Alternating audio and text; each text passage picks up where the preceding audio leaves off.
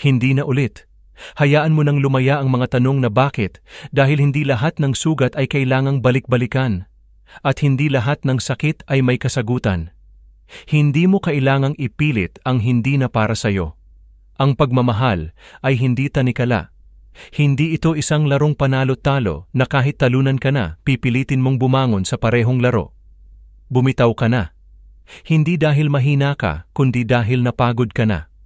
Dahil minsan, ang tunay na tapang ay ang pagpiling hindi na lumaban. Pasasaan ba't gagaan din naman, kahit dahan-dahan, kahit paunti-unti. Hanggang isang araw magigising ka na lang, at ang bigat na dati mong pasan ay bahagi na lang ng isang kwentong kailanman ay di mo na babalikan, hindi na ulit. Dahil hindi mo kailangang manatili sa kirot ng kahapon.